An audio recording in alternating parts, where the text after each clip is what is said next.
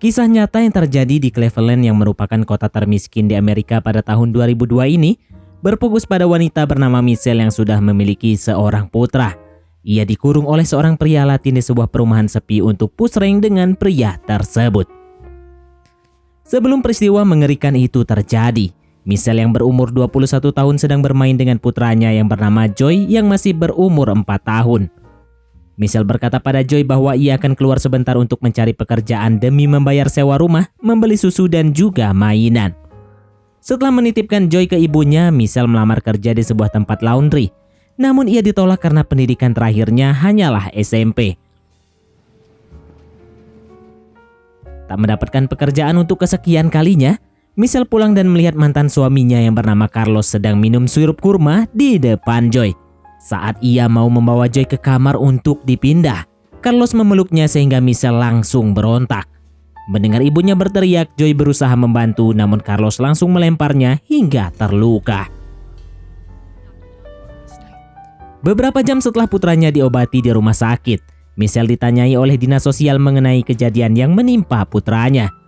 Namun Michelle yang tak mau urusan jadi panjang, berbohong dengan berkata kalau anaknya terjatuh saat bermain di perosotan.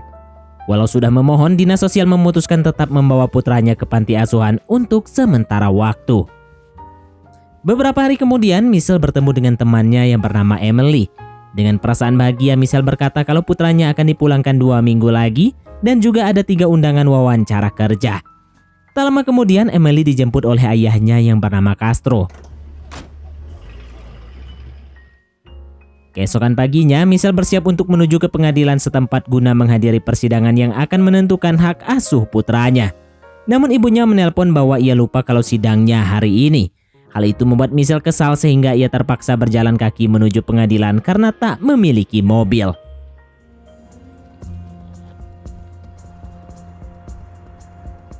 Setelah berjalan selama 1,5 jam, Michelle masuk ke toko swalayan untuk menanyakan alamat pengadilan. Castro yang kebetulan berada di sana menawarkan tumpangan untuk diantar sampai ke pengadilan. Karena Castro merupakan ayah dari temannya, Michelle pun tak menaruh curiga dan merasa terbantu. Karena kalau tetap berjalan kaki, ia membutuhkan waktu sekitar 45 menit. Namun sebelum ke pengadilan, Castro ingin memberikan seekor anjing kecil yang ada di rumahnya. Walau Michelle sudah menolak secara halus, Castro berjanji akan mengantarkannya tepat waktu yang membuatnya terpaksa mengiyakannya. Dengan aktivitas perumahan di tempat tinggal Castro yang cenderung sepi, mereka sampai dan langsung menuju lantai atas untuk mengambil anjing tersebut. Namun saat masuk ke dalam kamar, tanpa diduga Castro langsung menutup dan mengunci kamar tersebut.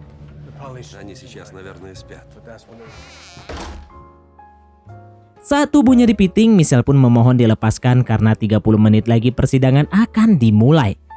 Namun Castro tak memperdulikan sambil menginjak kacamata Michelle dan berkata bahwa Michelle akan menggantikan istrinya yang sudah meninggalkannya.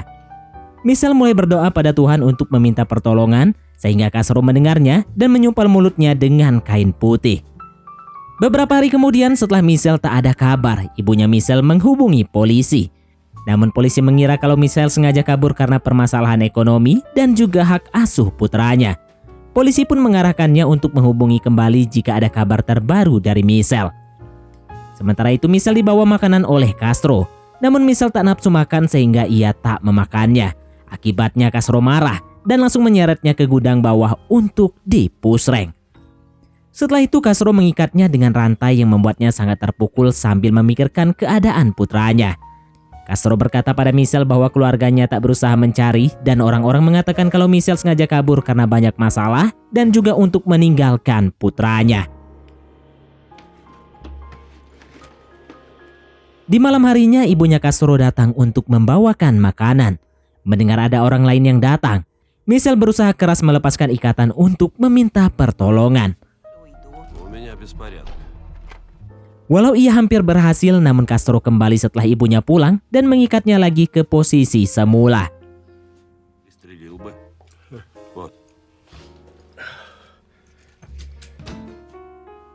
Keesokan malamnya, Castro berlatih musik dengan anggota bandnya di dalam rumahnya. Michelle yang masih di gudang bawah tak mampu berbuat banyak karena tenaganya sudah terkuras. Setelah teman-temannya pulang, Castro kembali berpusreng dengan Michelle dan menjelaskan bahwa alasannya melakukan ini adalah karena trauma masa kecilnya, di mana sewaktu kecil ia pernah dipusreng oleh orang terdekatnya. Mendengar curhatan itu, Michelle coba menasihati Castro dari hati ke hati dengan berkata kalau Castro tak boleh membalaskan dendam ke orang lain, yang membuat Castro sedikit termenung. Kemudian Michelle berjanji tak akan melapor ke siapapun jika Castro membebaskannya sekarang juga. Beberapa detik kemudian Castro mengiyakan permintaan Michelle dan menggendongnya ke arah pintu utama. Namun tanpa diduga, Castro berbelok dan membawanya ke kamar atas sambil berkata kalau ia bukanlah orang goblok. Di dalam tidurnya, Michelle memimpikan Joy yang sedang bermain di hamparan salju bersamanya. Namun tiba-tiba Joy menghilang dan Castro masuk sambil membawa TV.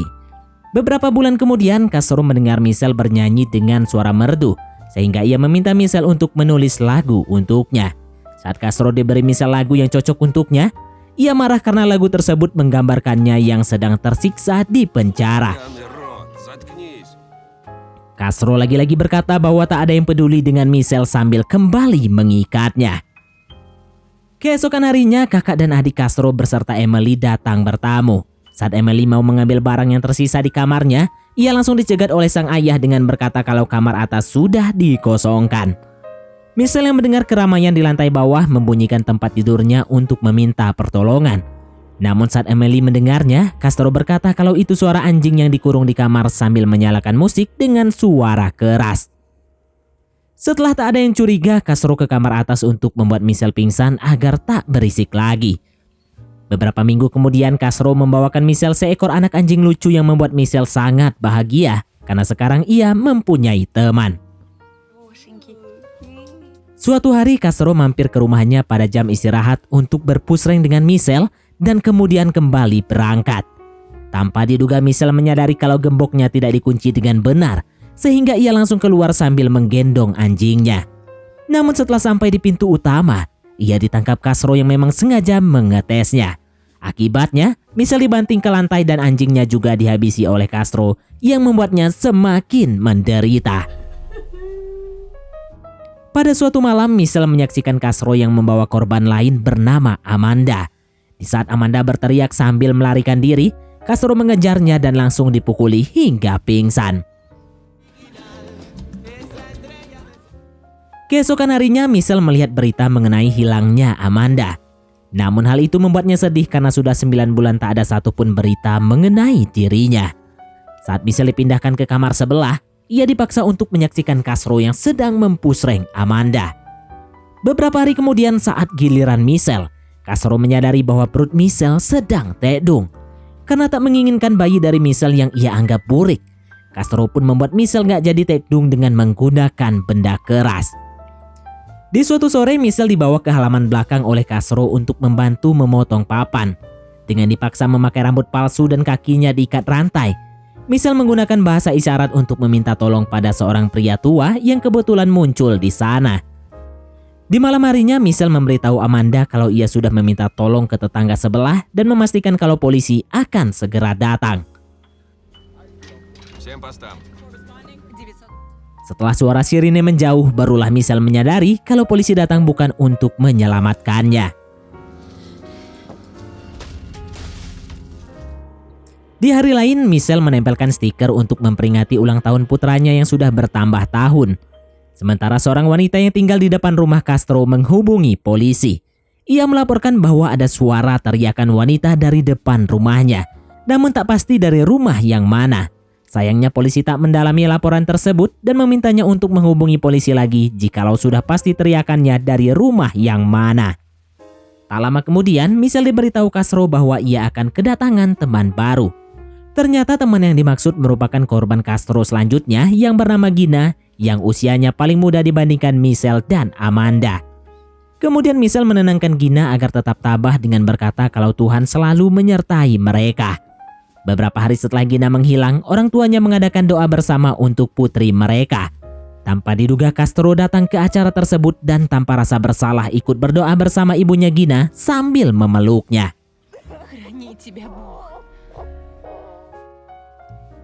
Ketika Castro pulang, ia menyalakan TV untuk memamerkan kelakuannya yang sedang bersedih di acara doa bersama tadi. Sementara Michelle yang sudah 3 tahun tak ada di berita ditertawakan Castro sambil dipaksa untuk menyaksikan Gina yang sedang di-push rank bersamanya. Beberapa waktu kemudian, Gina dan Michelle mencoba berdamai dengan keadaan dengan berjoget mengikuti irama musik. Sementara nasib buruk menimpa Amanda manakala ibunya meninggoy akibat serangan jantung. Beberapa tahun berlalu, Castro berkata kalau semuanya tak akan diikat lagi karena sudah patuh dan tak banyak berulah. Saat makan malam bersama layaknya sebuah keluarga, ia dengan bangga menunjukkan kalau Amanda sedang tekdung.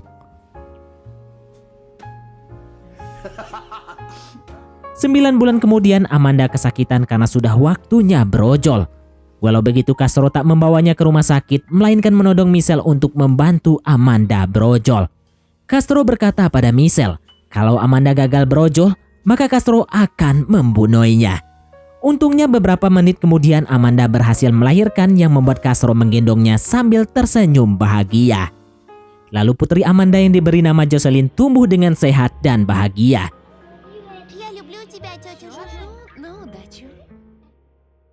Sementara itu, Michelle tak pernah lupa menempelkan stiker angka untuk merayakan ulang tahun putranya yang kini berumur 14 tahun. Hal itu membuat hatinya hancur lebur. Namun Gina selalu ada untuk menemaninya. Suatu hari Jocelyn bertanya pada ayahnya mengapa Michelle, Gina, dan ibunya sendiri tak bisa keluar dari rumah. Castro yang beberapa bulan menganggur menjadi kesal dan langsung bertindak kasar pada Jocelyn. Namun semuanya segera menolong. Pada suatu malam, Castro membawa Michelle keluar untuk disuruh menggali tanah yang rencananya akan ditanami sayuran. Di saat itu Castro mengungkapkan kalau ia tak mengira aksi jahatnya sampai sejauh ini. Namun ia masih menyalahkan trauma masa kecilnya yang menjadikannya jahat seperti sekarang. Mendengar hal itu, Michelle menyarankannya untuk menyerahkan diri ke polisi untuk menebus dosa-dosanya. Namun Castro tak bisa karena keluarganya akan tahu perbuatan jahatnya. Michelle menanggapi kalau itu bukanlah cuma tentang keluarganya, tapi pertanggungjawabannya kepada Tuhan. Mendengar itu, Castro bertanya di mana Tuhan sewaktu dulu Michelle masuk ke mobilnya. Tanpa terpengaruh perkataannya, Michelle menjawab kalau Tuhan akan menolongnya jikalau Castro memintanya dengan tulus, yang akhirnya kalimat itu membuat Castro termenung. Keesokan paginya, Castro memberitahu Jocelyn kalau ia akan ke rumah ibunya untuk mengambil makanan. Setelah Castro pergi, Jocelyn melihat hanya pintu luar yang dikunci, sehingga Jocelyn segera memberitahu ibunya. Walau awalnya merasa ragu, Amanda melihat mobil Castro tak ada dan langsung menggunakan kesempatan itu untuk meminta tolong sekeras mungkin. Tanpa diduga, warga di sana mendengar dan mengenali Amanda yang langsung ditolong.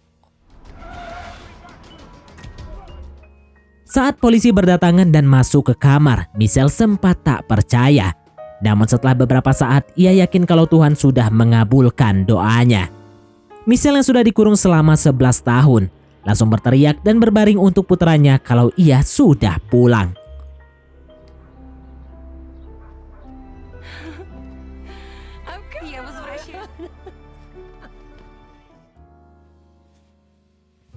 Beberapa hari setelah dirawat di rumah sakit, Michelle didatangi seorang agen FBI yang bernama Solano sambil membawakan makanan lezat.